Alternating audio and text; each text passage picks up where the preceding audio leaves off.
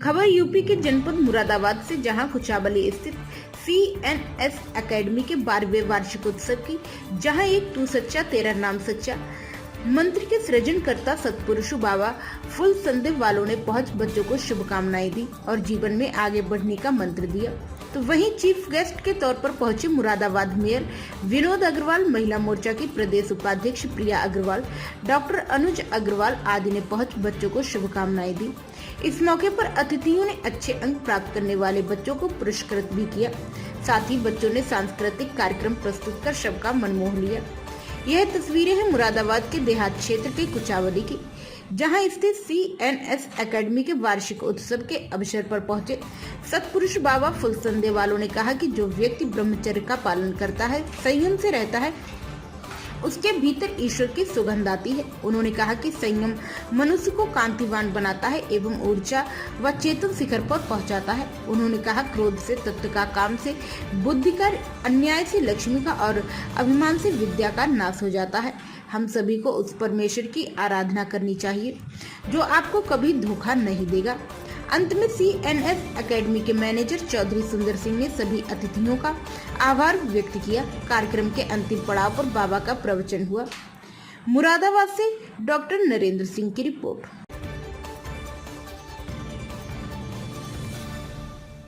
बाबा जी, आज आप यहाँ कुचावली पहुँचे हैं, क्या यहाँ पर मेन प्रोग्राम था आपका? एक तो सच्चा तेरा नाम सच्चा, यहाँ बच्चों का ये एनुअल फंक्शन होता है और बच्चों में बड़ी ऊर्जा होती है, सीखने की बहुत सामर्थ्य होती है।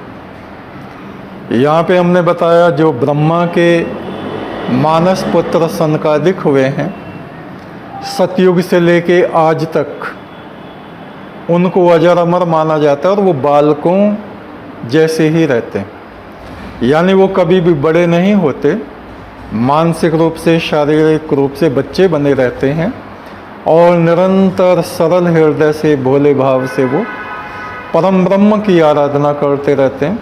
आज हमने यही बताया कि हमारा जीवन भी बच्चों जैसा सरल, सीधा, स्वच्छ, निर्मल और पवित्र होना चाहिए। एक हमने उदाहरण दिया, बच्चों में विश्वास कितना होता है परमात्मा के प्रति। कहीं पर बारिश नहीं हो रही थी, महीनों गुजर गए थे, लोग अकाल की चपेट में आ गए थे। एक पहाड़ी पर यज्ञ होता था, हवन होता था, ऋषि मुनि बैठे थे, परिवार के परिवार वहाँ पर प्रार्थना करने रोज जाते थे। एक परिवार से एक बच्ची गई तो जाने से पहले उसने अपनी माँ को कहा, माँ छाता, छतरी दो। बोले छतरी का क्या करेगी, बारिश होगी तो भीग नहीं जाएंगे क्या? अरे उसकी माँ ने कहा, ए बदनसीब, लोग प्रार्थना कर कर के हार गए, एक भी बूंद नहीं बरसी और तू कह रही मैं भीग जाऊंगी। बच्ची ने कहा, अगर तू छाता नहीं देगी तो मैं जाऊंगी नहीं, बारिश होगी तो भीग जाएंगे। जिद करके बच्ची छाता ले गई और वो अभी चोटी तक पहुंचे नहीं थे, रास्ते में ही थे, धड़ाधड़ रिमझिम बारिश होने लगी। बच्ची ने कहा, देखा मैंने कहा था ना बारिश होगी। उसने छाता खोल लिया। इसके पीछे रहस्य क्या है? बच्चों का हृदय इतना सरल होता है, उनकी पुकार, उनका विश्वास इतना प्रगाढ़ होता है कि एक छोटी सी बच्ची के कारण परमात्मा को उस सूखे में, अकाल में बारिश करनी पड़े। हमारा विश्वास भी ऐसा बच्चों जैसा दृढ़ होना चाहिए, सरलता, सीधापन हम में होना चाहिए। बाबा जी, हमारा देश भारतवर्ष पूर्व में विश्व गुरु रहा था, आज भारत को आप किस रूप में देखते हैं? देखिए, अभी हम मिस्र में गए थे, इजिप्ट, और वहाँ पैगंबर मूसा का पहाड़ है, कोहे तूर, और पैगंबर मूसा की जो वाणी मिलती है, आपको पता होना चाहिए, उनकी पुस्तक जो तौरात है उसमें सामवेद के अनेकों मंत्र मिलते हैं। हमने प्रमाणित किया है पैगंबर मूसा की पुस्तक तौरेत में सामवेद यानी भारत का संगीत है, ईश्वरीय संगीत। उनके बाद में पैगंबर दाऊद आते हैं, सुलेमान के पिता।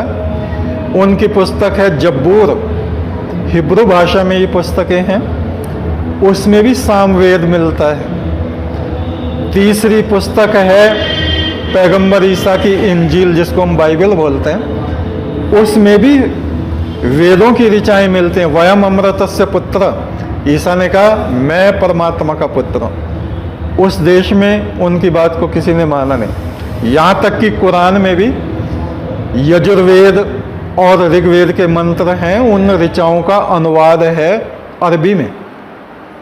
और मैं आपको जरा सा उदाहरण के लिए बता दूं, पैगंबर मूसा कहते हैं रब्बिश रहली सदरी, अपनी भाषा में बोल रहे।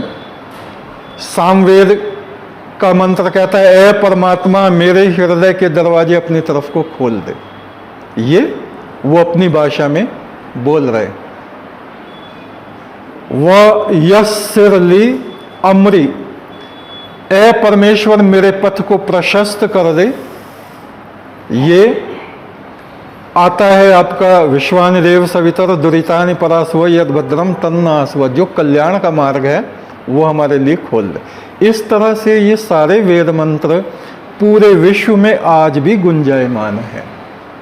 यानी भारत का वर्चस्व प्राचीन काल में भी था, आज भी है और आगे भी रहेगा। ये ब्रह्मा के पुत्र हैं। जितने पैगंबर हैं ना, उन पैगंबरों को हमारी भाषा में प्रज्ञा स्तंभर कहा जाता है। प्रज्ञा के स्तंभ, ईश्वरीय ज्ञान के स्तंभ, ये सब आर्य पुत्र हैं, ये ब्रह्मा के पुत्र हैं।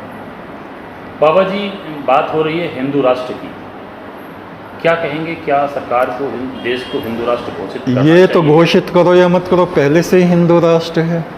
और जो हमारी संस्कृति भारत की या हिंदू तत्व जिसको हम कहते हैं, वो ही एक ऐसा विनम्र और व्यापक एक पद्धति है, धर्म कहिए कुछ भी कहिए, जो सबको अपने में समेटता है, सबके कल्याण की कामना करता है। सर्वे भवन्तु सुखिनः। तो जितना ये सनातन सिद्धांत फैलेंगे, हालांकि पूरे विश्व में सनातन ही है, ये हम अपनी आंखों से देख चुके हैं और समझ चुके हैं, लेकिन बस लोगों का संकीर्ण दृष्टिकोण है, वो उस बात को समझ नहीं पा रहे। तो हिंदू राष्ट्र तो पहले से ही है और आज भी और आगे भी रहेगा। अक्सर देखते हैं कि जो आपकी रचनाएं हैं उनमें आप जिक्र करते हैं देवपुत्रों का, कि देवपुत्रों एकत्र हो जाओ, राक्षसी युग आने वाला है। वह क्या है? आने वाला नहीं है, जब से सृष्टि है तब से देवासुर, ये हर एक घर में, हर एक शहर में देव चिंतन और असुर चिंतन मनुष्य के भीतर है। देवता ये नहीं कि उनके चार चार हाथ हैं तो हम उन्हें पहचानेंगे। न जार जातस्य ललाट शरंगे कुले प्रसूतस्य न पाणिपदम यदा यदा मुंचति वाकबाणम तदा तदा ही जाति कुल प्रमाणम। हमारा व्यवहार ही बताता है हम असुर हैं या देवता हैं। देवपुत्र जो है ये ऋग्वेद में आता है, सैकड़ों जगह देवपुत्र देवपुत्र आया है। हे देवपुत्र, देवताओं के पुत्र, और देवता ही नहीं, हे ईश्वर के पुत्र। देव कहते हैं ईश्वर को। क्या भारत की राजनीति सही दिशा की ओर चल रही है? देखिए, राष्ट्र नीति की बात कीजिए, राजनीति में तो छल कपट झूठ और स्वार्थ बहुत सारी चीज़ें हैं और लोग उसको अपने अपने दिमाग से दूषित कर देते। राष्ट्रवाद, ईश्वरवाद और मानवतावाद हमारे भीतर होना चाहिए। अंतिम क्या संदेश देना चाहते हैं? बस हम ये समझें कि इस संसार की यात्रा पर हम कुछ दिनों के लिए आए हैं और बहुत लंबा समय, 1000-2000 साल किसी भी मनुष्य को इस पृथ्वी पर नहीं रहना। प्यार से रहें, वो जो हमारा सृजनहार है उसकी आराधना करें, सभी मनुष्यों को अपना समझें, किसी को पराया ना समझें।